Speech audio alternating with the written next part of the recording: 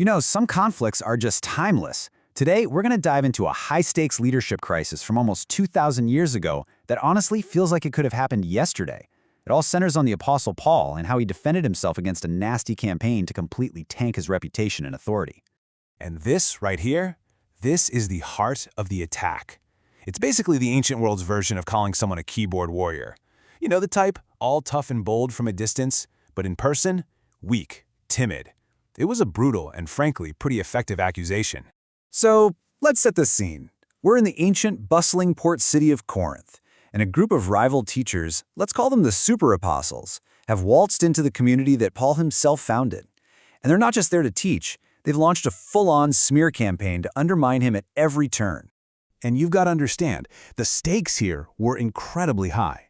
This wasn't some friendly debate over coffee. No, his opponents were using nasty personal insults to paint him as a fraud, to mock his apostolic calling, and ultimately to take over the community he had poured his life into.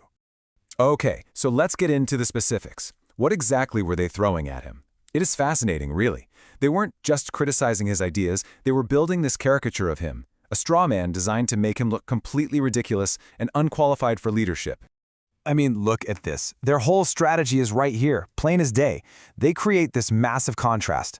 The Paul you read in letters? Oh yeah, he's bold, he's strong, he's authoritative.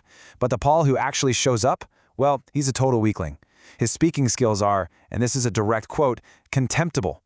Ouch. And they just kept piling it on. He's not some dignified apostle. He's just a common laborer, a tent maker. He's way too meek and mild, a pushover with no backbone.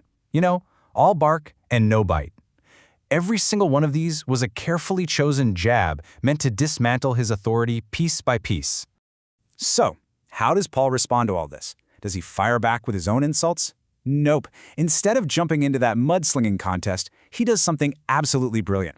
He completely reframes the entire fight, lifting it from a petty personal squabble onto a spiritual battlefield. And this is his masterstroke. He starts by agreeing with them on one point. Yes, he says, I'm a human being. I live in the flesh just like you. But then he immediately pivots. He flatly denies that he fights by the world's rules. He's drawing a massive line in the sand between his humanity and his methods. So what does he even mean by war according to the flesh? Well, he's talking about all the tactics his opponents were using. You know, personal insults, sneaky arguments, constant self-promotion, all the theatrics and gimmicks of the world. For Paul, how you fight is just as important as what you're fighting for. His weapons, he says, are on a completely different level. They aren't human-made or carnal, but they are divinely powerful. So what's in his arsenal? It's two things: the raw power of the gospel message itself, and get this, a life lived with the very same meekness and gentleness of Christ that his enemies were mocking him for. And this builds into this powerful three-part offensive strategy. But notice something really important here. His targets aren't people, they're ideas. He uses these divine weapons to demolish bad arguments, to tear down arrogant ideas that stand against God, and to capture manipulative human schemes. He's fighting a war of ideas, not a war of insults. Okay, so that brings us to the next big battleground in this whole conflict, the very idea of boasting or self-promotion. And in the super competitive culture of the ancient world, this was a huge deal. And man, the contrast couldn't be clearer. His opponents are totally trapped in this foolish little game of comparing themselves with themselves. They're their own measuring stick. But Paul just refuses to play. He only boasts about the mission God actually gave him. He won't take credit for other people's work, and any credit he does get, he redirects straight to God. Paul just calls this out for what it is. He says it's not wise. Basically, it's just foolish. And doesn't that just cut right to the heart of our own world? Think about the endless comparison game on social media, or the rivalries at work. Paul saw this toxic trap nearly 2,000 years ago.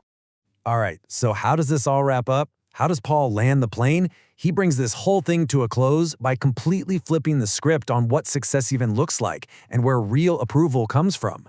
This is the final brilliant move. It's like a judo throw. He takes their number one insult, that he's meek, mild, and totally unimpressive, and he leans right into it. He embraces it. He reframes that supposed weakness as the ultimate sign of true Christ-like strength. It's actually his greatest qualification for leadership. He just completely turns their attack on its head. And then he just finishes with this mic drop of a line. Real validation, he says. True approval. It doesn't come from hyping yourself up.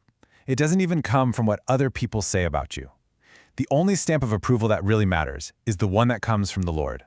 It's the ultimate checkmate. And so that leaves us with a pretty tough question, doesn't it? In our world, which is just obsessed with personal branding and self-promotion, Paul's ancient defense really forces us to stop and ask, how do we recognize true, authentic authority today? What are we really measuring?